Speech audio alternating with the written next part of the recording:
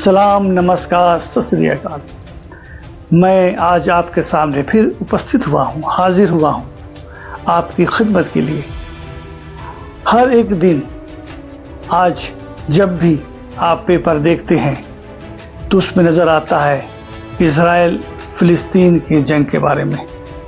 जब TV on करते हैं तो टीवी में नज़र आता है, दिखाया जाता है फ़िलिस्तीन और इज़राइल का जंग। क्या आपको लगता है जो न्यूज़ आप तक पहुंच रहा है ये सही न्यूज़ पहुंच पा रहा है? कौन ऐसा है जो हमास के अंदर घुस के सही न्यूज़ ला रहा है? जो न्यूज़ इज़राइल दिखाना चाहता है वो न्यूज़ मुझ तक पहुंचता है। सच्चाई तो ये है कि आज के तारीख में कोई भी न्यूज़ सच हम तक नहीं पहुंच पा रहा है।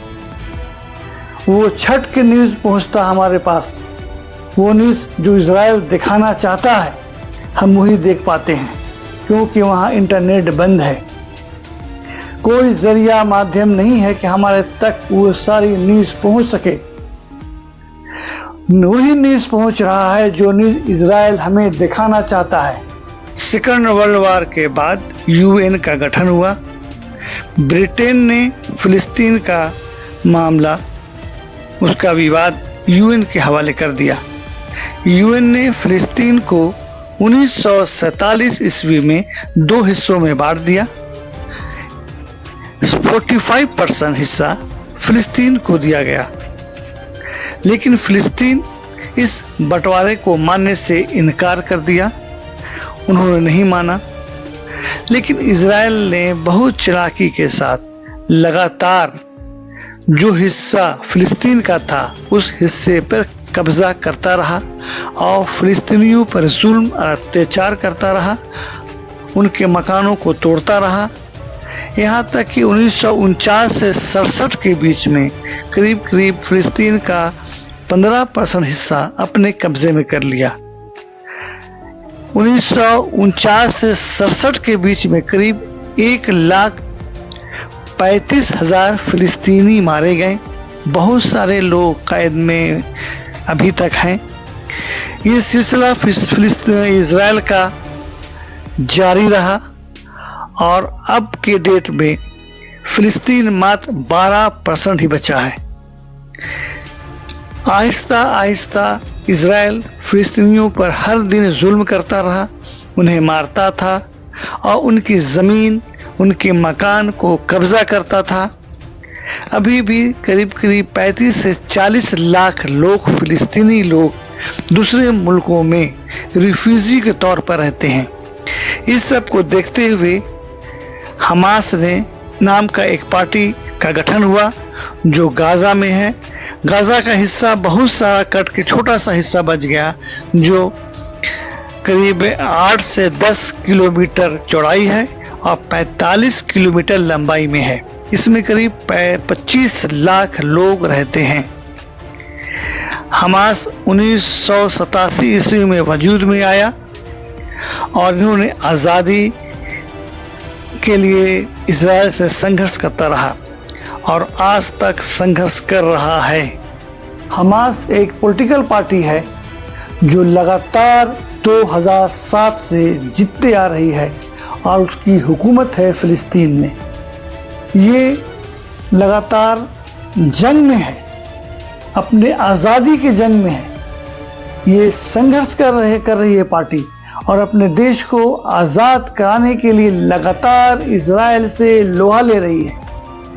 इसी दरमियान 7 अक्टूबर को हमास के 1400 मुजाहिद इज़राइल में घुसकर वहाँ के लोगों को मारा।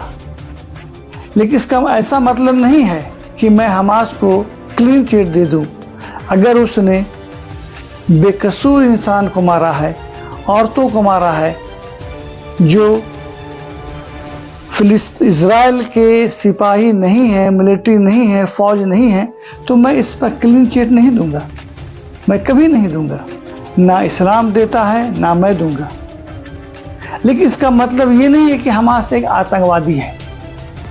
हमास अपनी आज़ादी के लिए लड़ रहा है, और मुझे यकीन है कि फ़िलिस्तीन आज़ाद होकर रहेगा, उसको आज़ादी मिलेगी। उस पर बहुत जुल्म अत्याचार हुआ है, वो बहुत उसमें ऊपर अत्याचार किया गया है। आज भी इजराइल के कैद खाने में करीब 10 से 15 लाख लोग बिना केस के गिरफ्तार हैं, बच्चे गिरफ्तार हैं।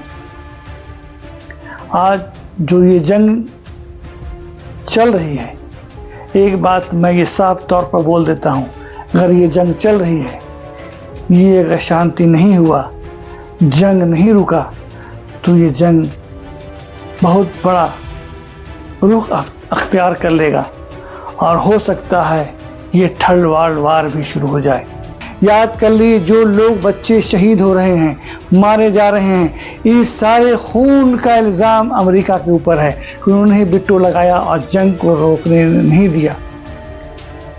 आज मैं अपने इस चैनल के माध्यम से मैं एक बार रिक्वेस्ट करता हूँ, एक बार प्रार्थना करता हूँ, एक बार गुजारिश करता हूँ कि इस जंग को जल्द से जल्द रोका जाए, नहीं तो दुनिया का विनाश हो जाएगा। ये थर्ड वर्ल्ड वार के रूप में चला जाएगा और दुनिया में लोग परेशान हाल हो जाएंगे।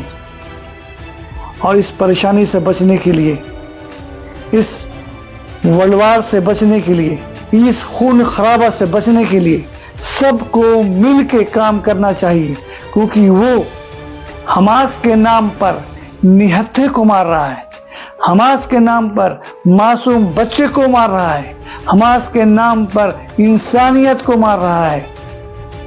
आप उसके बारे में नहीं बोलते। आतंकवादी कौन है? अगर उसको इतना फिक्र है हमास को मारना है, हमास को मार सकता है, हमास से लड़े, में कोई प्रॉब्लम नहीं है, दुनिया की कोई ताकत नहीं बोलेगी। लेकिन उसका तरीका है कि हमास को मारे। आप हवाई जहाज अटैक करके पब्लिक में नहीं मार सकते हैं, आप अस्पताल में नहीं मार सकते हैं, आप फास्फोरस बम नहीं चला सकते हैं, लेकिन आप अस्पताल में अटैक कर रहे हैं, घरों को मार रहे हैं। जो इजराइल दिखाना चाहता है लोग देखते हैं और उसी पर वाह करते हैं, जो कह रहा है वो लोग मानते हैं। इसको देखना पड़ेगा आपको। अगर आप चाहते हैं कि दुनिया शांत हो, शांति हो, तो आप इनको इंसाफ करना होगा। और जब तक इंसाफ नहीं कीजिएगा, यकीन मानिए जंग कभी नहीं रुकेगी। और आपको जंग रोकना होगा, शांति के टेबल में बैठना होगा, अगर आप चाहते हैं ये दुनिया बर्बाद नहीं हो। इसी के साथ मैं ये कहना चाहता हूँ कि आप हमारे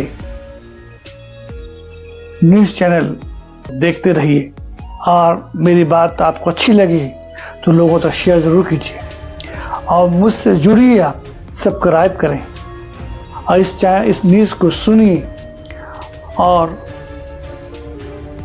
लोगों तक ये बात पहुंचाइए ताकि सच लोग जानें।